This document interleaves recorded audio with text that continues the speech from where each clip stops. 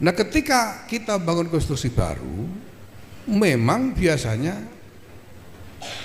ada yang pertama kemudian merasa terancam privilege-nya karena tidak masuk dalam konstruksi baru ini. Ada yang malah ketinggalan sama sekali. Ada yang privilege tadinya di masa yang lalu privilege-nya itu bernilai tinggi, tapi kemudian di dalam konstruksi baru menjadi relatif berkurang. Yang generasi Y itu melihat yang tua-tua kayak begini ini bingung semua, ini ngapain? Sementara mereka sibuk mengerjakan berbagai pekerjaan organisasi yang memang sangat intens sehari-hari, yang tua-tua malah begini gitu. Itu mereka bingung. Bapak Anas ini kita undang bukan sebagai Mbak Alwi ya, ini sebagai pembicara aja ya. Sebagai pembicara ya. Nah, menurut saya kita tidak mungkin menjalankan peran yang decisif kecuali apabila struktur organisasi ini terkonsolidasikan sehingga NU bisa betul-betul bekerja sebagai organisasi. Sebagai organisasi itu artinya dengan mekanisme organisasi yang jelas ya, yang teratur dan rapi. Bukan hanya kerumunan di antara tokoh-tokoh. Assalamualaikum warahmatullahi wabarakatuh. Alhamdulillah wa syukurillah wassalatu wassalamu ala rasulillah sayyidina maulana Muhammadin abdillah wa ala sahbihi mawalah mabad. Mas Ikam yang saya hormati, terima kasih telah hadir. Pak Rozali, para pengurus jajaran pengurus besar Nahdlatul Ulama hadir pada kesempatan ini, hadir dan hadirat. Alhamdulillah,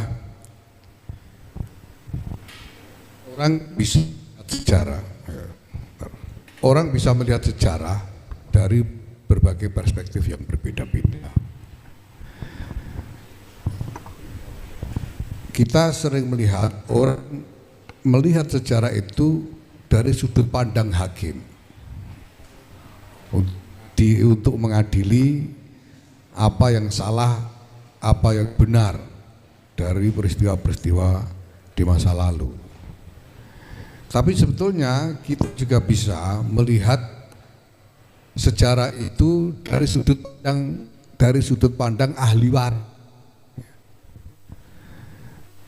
yaitu bahwa ini pinjam musola mana ini, speakernya ini kalau seperti ini. Iya, jadi kita bisa melihat sejarah dari sudut pandang ahli waris, bahwa betapapun juga apapun yang sudah terjadi di masa lalu, sekarang ini kita ini yang mewarisi. Yang ada di tengah kita adalah hasil akhir dari serangkaian peristiwa-peristiwa sejarah. Dan kemudian kita berpikir tentang warisan ini mau kita apakan. Nah, kalau kita lihat balik dari perjalanan yang telah dilalui oleh bangsa ini, tentu saja dengan Nahdlatul Ulama di dalamnya, kita melihat dinamika yang luar biasa dari waktu ke waktu. Untuk persingkat, saya kira boleh saya sebut ya, misalnya bahwa ketika kita memproklamirkan kemerdekaan, kita masuk dalam dunia baru yang boleh dikata merupakan dunia post kolonialisme, dunia pasca kolonial, Karena sesudah kemerdekaan Indonesia itu disusul merdekanya negara yang lain, bangsa-bangsa baru lahir, sampai akhirnya kolonialisme praktis terhapuskan. Nah, dunia pasca kolonial tentu dunia berbeda sekali dari zaman kolonial. Di antara yang menjadi ciri atau menjadi aspek strategis dari post colonial world itu adalah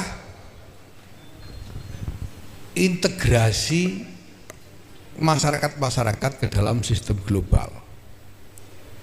Ada tata dunia baru yang kemudian yang mendorong ya, masyarakat-masyarakat bangsa-bangsa itu untuk berintegrasi ke dalam satu sistem global bersama. Di situ ada pertarungan. Pertama pertarungan ideologis, pertarungan kepentingan ekonomi dan lain sebagainya, seru sekali. Dan bangsa kita sendiri harus menghadapi pertarungannya sendiri, pertarungan untuk membangun rasa dan meneguhkan rasa bangsaan. Ini bangsa ini mau dijadikan bangsa apa? Identitas kita apa? Itu juga pertarungan yang tidak kalah seru dan juga bahkan sangat berdarah-darah. Nah, kemudian disusul dengan lahirnya Orde Baru atau ordenya Pak Harto. Nah, Bapak yang saya hormati, di dalam setiap fase transformasi itu tentu ada aktor-aktor yang sangat menentukan, yang paling menentukan, yang memberi arah kepada transformasi itu sendiri. Di dalam fase awal, yaitu yang biasa disebut sebagai Orde Lama itu, kita tahu bahwa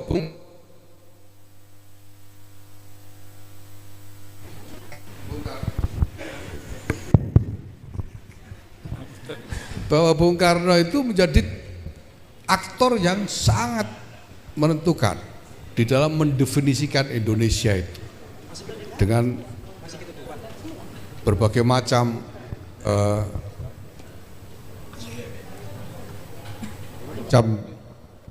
gerakan atau artikulasi yang beliau lakukan, bukan hanya dengan cara mengkonsolidasikan wawasan kebangsaan dari masyarakat bangsa ini sendiri, tapi juga dengan mencari posisi pergaulan masyarakat internasional.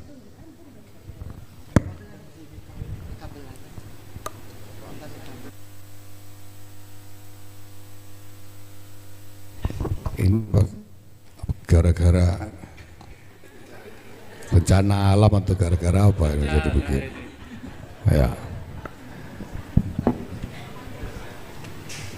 Ya, tapi kita juga tahu bahwa di situ ada pertarungan, ada aktor-aktor lain, militer misalnya. Kemudian ada aktor-aktor ideologis yang lain.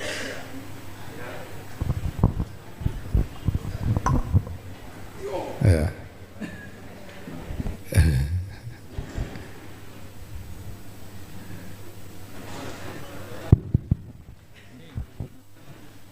Ya. Nah, walhasil kita melewati fase itu dan mengakhirinya dengan pertarungan yang luar biasa keras. Ya. Tapi sekurang-kurangnya pengukuhan rasa identitas kebangsaan itu relatif berhasil. Indonesia ini diproklamirkan hanya dengan secari kertas untuk bangsa dengan masyarakat yang sebarannya begitu luas, pasti memang tidak mudah untuk mempersatukan masyarakat yang luas itu dalam satu wawasan identitas bersama. Selamat datang Bapak Anies.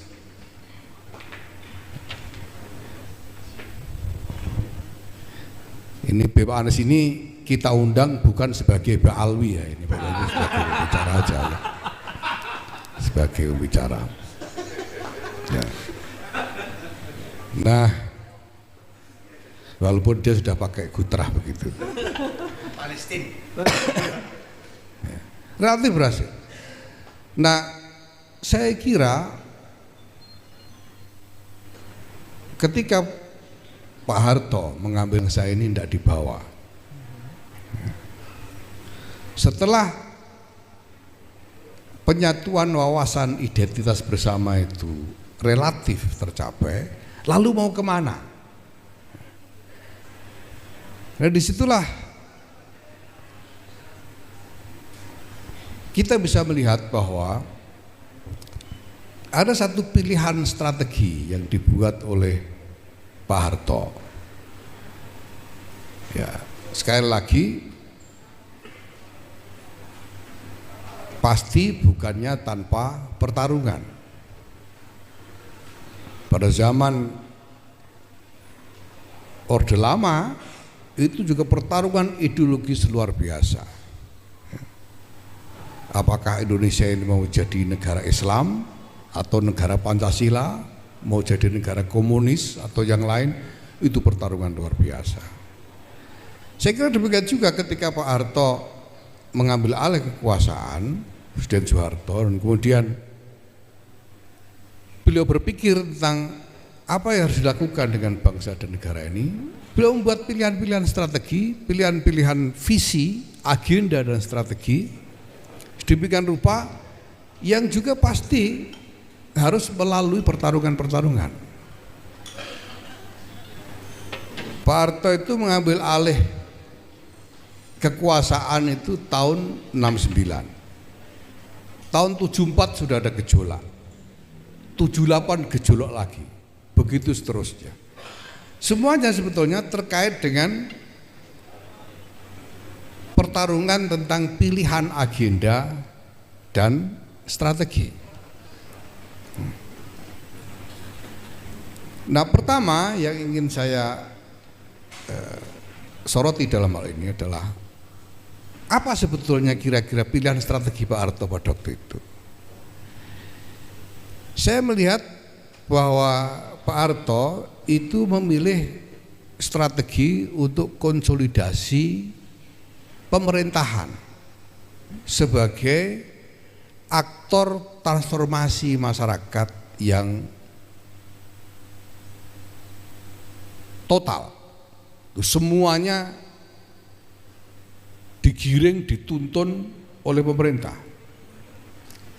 Maka kita bisa melihat misalnya bahwa birokrasi dikonsolidasikan habis-habisan. Ya, bahkan dengan meminjam misalnya hierarki komando dari militer untuk memperkuat konsolidasi birokrasi itu, dan juga menekan potensi-potensi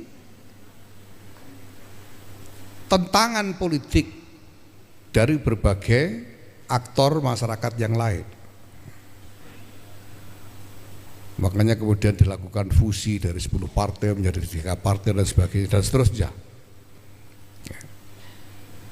Nah, di satu sisi ya memang kemudian ada korban-korban, termasuk NU kan merasa ikut jadi korban. Karena termasuk mungkin dianggap sebagai kekuatan yang harus ditekan supaya tidak terlalu mengganggu strategi yang sedang dijalankan. Tetapi di sisi lain, ya, sekali lagi saya ingin ingatkan bahwa kita bisa melihat sejarah ini sebagai dari kacamata ahli waris. Bukan soal salah atau benar, tapi kita dapat warisan apa sekarang ini. Lepas dari salah benar, saya kira dari Orde Baru itu kita juga mendapatkan banyak warisan yang lumayan.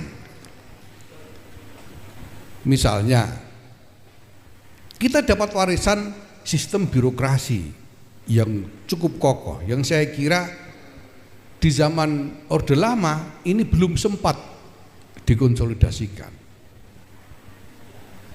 Kita dapat warisan sistem pendidikan nasional yang juga lumayan kokoh. Sebelumnya belum sempat. Pada zaman Pak Harto itu Indonesia termasuk salah satu negara yang paling berhasil, paling cepat memberantas buta huruf. Banyak negara-negara lain yang buta hurufnya masih tinggi sekali. Indonesia ini tingkat buta hurufnya bahkan lebih rendah dari Amerika. Tahun itu. Ya, pada tahun-tahun itu sebetulnya luar biasa. Itu diantara yang kita warisi. Dan ada banyak hal lagi. Birokrasi, hukum, saya kira itu juga hasil konsolidasi. Nah, saya pernah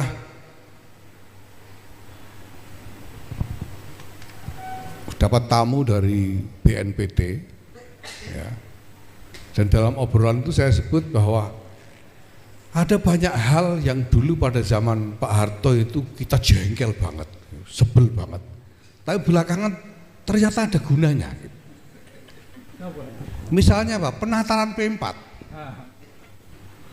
Saya itu ikut penataran P4 100 jam. Sebelnya minta ampun waktu itu.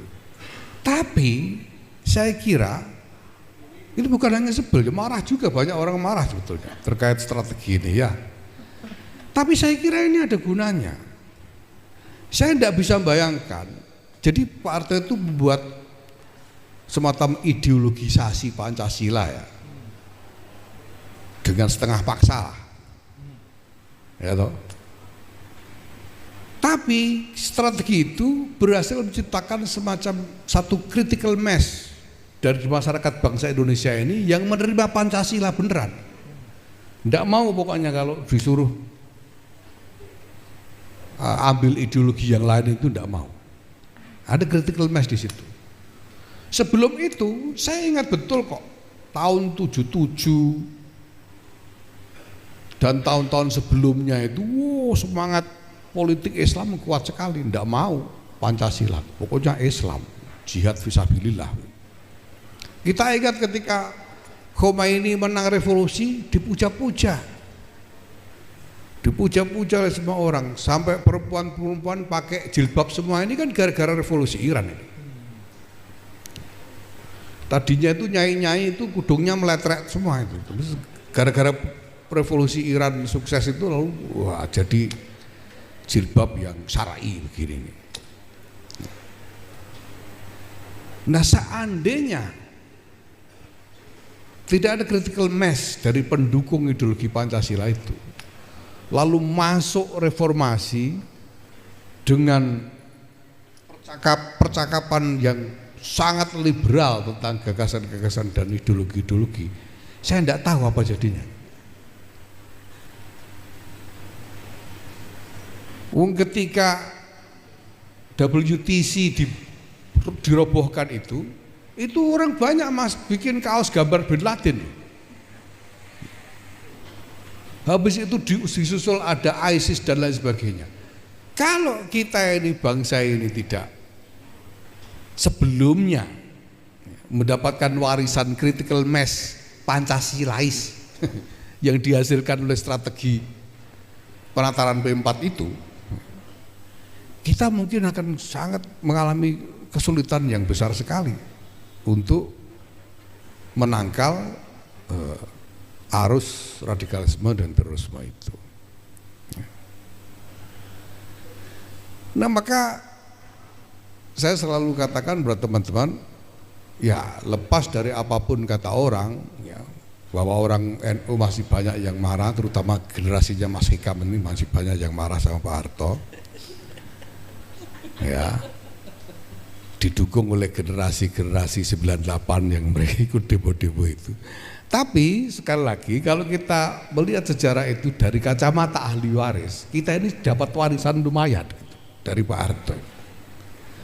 Dapat warisan yang lumayan banyak. Ya. Makanya kalau saya ditanya soal Pak Harto jadi pahlawan, ya kira-kira ya pantas saja lah. Kalau mengingat warisan-warisannya ya. Soal kontroversinya kan tidak ada pahlawan yang tidak kontroversial. Imam Bonjol itu pahlawan nasional, tapi Wahabi Pak. Gerakannya itu gerakan Wahabi dan perangnya itu perang melawan kaum tradisionalis. Pangeran Diponegoro itu pahlawan, tapi oleh Keraton Jogja pemberontak. Itu biasa begitu itu. Nah sekarang Pak Harto itu pahlawan nasional, NU-nya mangkel ya biasalah itu, tidak masalah. Tapi saya kira kalau kita ukur dari warisannya, ya saya kira pantas saja lah. Ya memang pasti ada korban. Dalam pergulatan Orde Lama itu tidak keruan korbannya itu. Tapi toh kemudian kita mewarisi wawasan identitas bangsa bersama. Dalam Orde Baru korbannya juga tidak karu-karuan, tapi kita mewarisi sistem pemerintahan yang work, sistem pemerintahan yang jalan, yang benar-benar jalan dari berbagai sektornya. Nah, kita bisa melihat sekarang ya, bahwa pada zaman Orde Lama itu kekuatan-kekuatan sipil itu bertarung satu sama lain untuk memperebutkan definisi bangsa itu. Bangsa ini bangsa apa? Tarung itu, NU, Masumi, BNI, PKI itu kekuatan-kekuatan sipil semua tarung untuk berebut definisi bangsa. Sampai kemudian ya saya kira peran Bung Karno sangat besar untuk memberikan payung bersama dari identitas bangsa yang kita adopsi bersama-sama. Ya. Nah pada zaman Pak Harto kekuatan-kekuatan sipil ini memang ditekan. Semuanya tertekan, bukan cuma NU. Yang lain-lain tertekan, ya adalah yang dipeluk, tapi rata-rata tertekan. Kenapa? Karena khawatir ganggu. Apalagi NU itu kalau nggak ditekan, mintanya banyak biasanya itu. Emang, tapi secara umum kekuatan-kekuatan sipil ini kan ditekan. Untuk apa saya kira ya, karena Pak Harto ingin supaya strateginya bisa dijalankan tanpa banyak gangguan. Nah sekarang dalam era reformasi ini kita tahu politik lebih terbuka ya. Nah pada saat yang sama kita juga sadar bahwa kita butuh transformasi masyarakat juga untuk menyongsong, mengantisipasi kebutuhan dari konteks realitas masa depan. Seperti dulu ketika zaman Pak Harto mengambil alih kekuasaan mulai Orde Baru, saya kira Pak Harto berpikir tentang bagaimana mungkin kita bisa berintegrasi ke dalam sistem global kalau kita tidak punya kapasitas apapun yang memadai di dalam pergulatan global itu. Buta huruf masih banyak, tidak punya sistem pendidikan, tidak punya ini, itu yang dipaksakan didorong. Nah, sekarang dalam masa reformasi ini, ya kita melihat masa depan ini punya banyak tantangan yang membutuhkan transformasi masyarakat kita, yang tidak bisa ditunggu secara alami saya kira. Karena kalau ditunggu secara alami itu istilahnya banyak yang kepontal-pontal.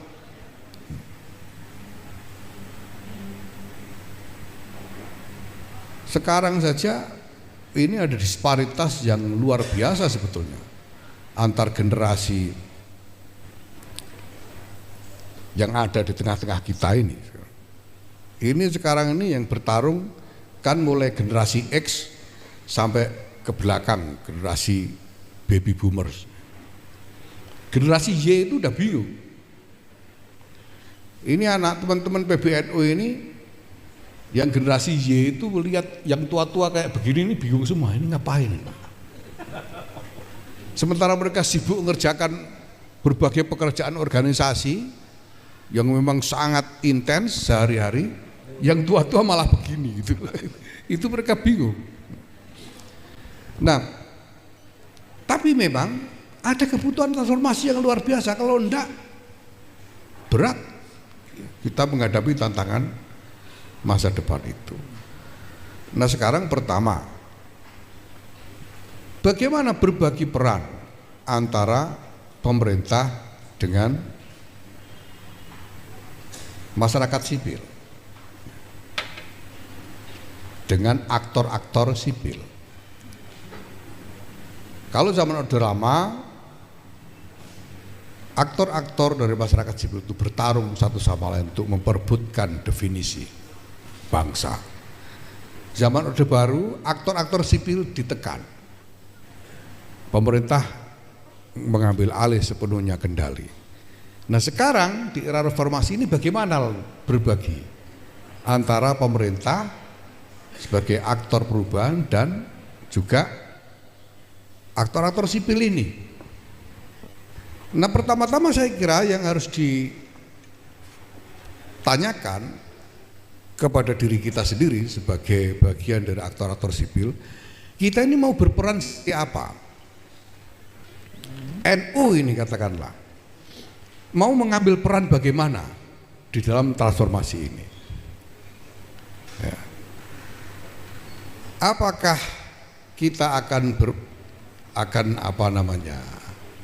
ikut arus begitu saja apapun yang terjadi, atau kita berupaya mengambil peran yang lebih decisif dalam proses transformasi itu sendiri? Nah, dari pertanyaan inilah kemudian saya sebetulnya terdorong untuk berpikir tentang konsolidasi organisasi NU ini. Tidak mungkin NU sebagai organisasi bisa mengambil peran yang decisif kecuali struktur organisasinya cukup terkonsolidasi. Kalau tidak, maka NU hanya akan larut saja di dalam arus apapun yang menggelinding di tengah-tengah masyarakat. Dan keputusan NU dalam hal ini penting sekali karena NU sudah berkembang menjadi begitu besar. Secara statistik NU ini luar biasa, berkembang dengan cepat dan tiba-tiba menjadi besar sekali. Maka apapun yang terjadi dengan NU pasti punya dampak yang decisif terhadap kehidupan masyarakat bangsa secara luas. Nah NU harus buat pilihan sekarang. Kita mau mengambil peran seperti apa? Nah menurut saya kita tidak mungkin menjalankan peran yang decisif kecuali apabila struktur organisasi ini terkonsolidasikan sehingga NU bisa betul-betul bekerja sebagai organisasi. Sebagai organisasi itu artinya dengan mekanisme organisasi yang jelas ya, yang teratur dan rapi. Bukan hanya kerumunan di antara tokoh-tokoh. Selama ini saya menyimpulkan bahwa NU itu lebih merupakan kerumunan di sekitar tokoh-tokoh. Ada tokoh-tokoh yang luar biasa besar, lalu jutaan orang berkerumun di sekitarnya.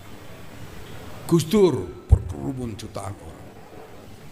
Kiai As'ad Syamsul Arifin orang berkerumun. Tapi sebagai organisasi tidak ada sistem yang sungguh-sungguh bekerja di dalam konteks ke-NU-an itu. Nah maka saya buat pilihan untuk pertama-tama melakukan konsolidasi organisasi. Nah, tapi kemudian pertanyaannya, bagaimana hubungan NU dengan pemerintah? Kalau dulu di Orde Baru itu NU memang ditekan oleh pemerintah, sehingga wajar kalau artikulasinya ya ngelawan. Maka yang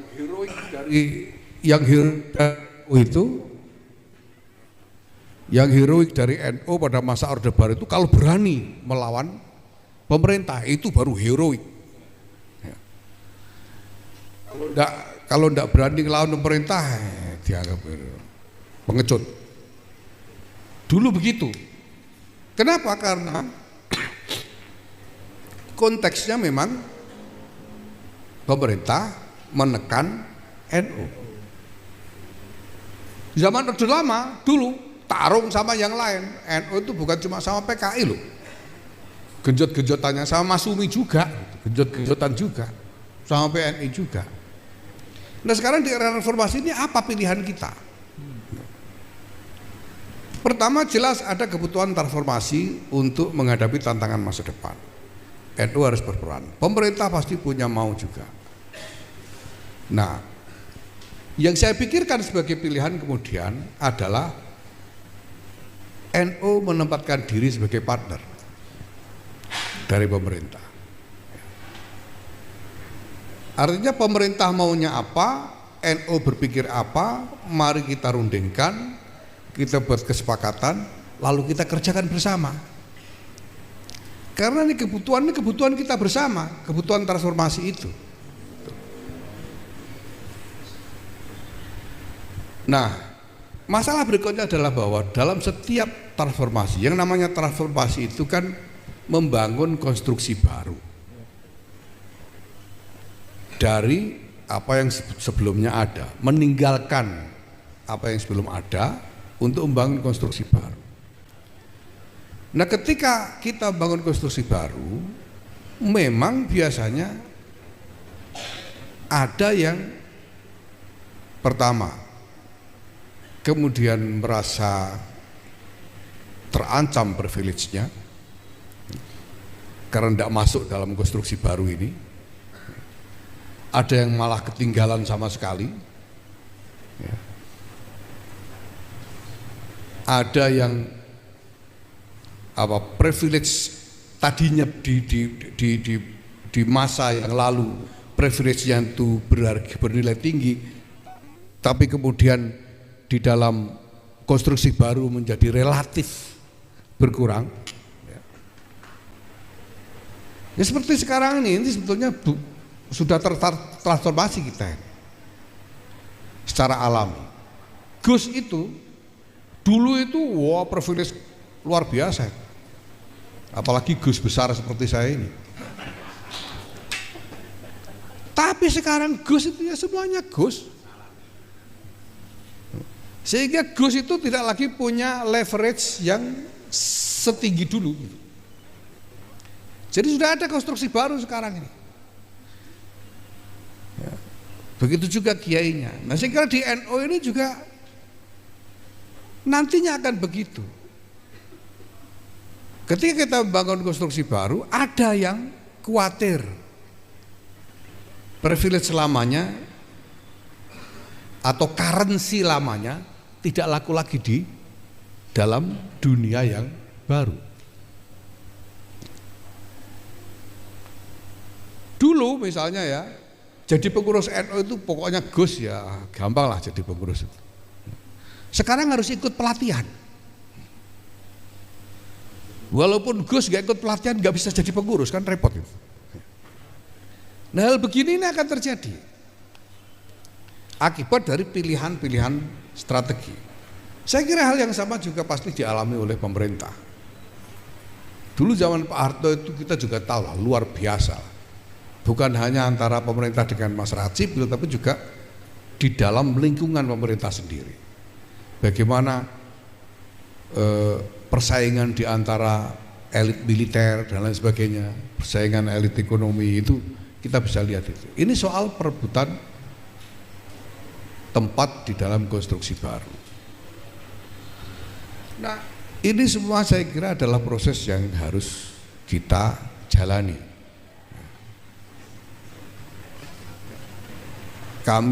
Saya bersama teman-teman di masa khidmat ini kita sudah berusaha sekuat-kuatnya untuk membangun konstruksi baru itu yang kami yakini menjadi jalan masuk bagi peran yang lebih decisif ya, dari NU ini di dalam ikut menentukan arah transformasi masyarakat. Tentu ke depan kita harus berpikir arah mana yang lebih maslahat tentu. Ya. Tapi pertama-tama kan kapasitas untuk menjadi aktor decisif itu dulu yang harus dibangun. Dan ini teman-teman sebetulnya sudah berusaha keras sekali. Bahwa kemudian ada elemen-elemen yang susah diajak, ya itu memang ya alami, ya, di mana-mana terjadi seperti itu. Nah, harapannya bahwa ke depan Nahdlatul Ulama ini lalu menjadi satu entitas organisasional yang bisa betul-betul berfungsi sebagai organisasi, yang tidak hanya mengandalkan tokoh-tokoh, tapi betul-betul struktur yang bekerja dengan layak sampai ke bawah, sehingga masalah-masalah yang dihadapi oleh masyarakat ini bisa diadres secara organisasional. Bukan hanya masalah domestik, tapi juga masalah-masalah internasional. Nah, kalau NU sudah punya kapasitas itu dan kemudian NU menempatkan diri sebagai partner pemerintah dalam agenda transformasi masyarakat itu, saya kira kita bisa mengharapkan hasil yang lebih baik dari agenda mempersiapkan bangsa ini menyongsong masa depan yang lebih baik. Terima kasih. Wallahul muwaffiq. Assalamualaikum warahmatullahi wabarakatuh.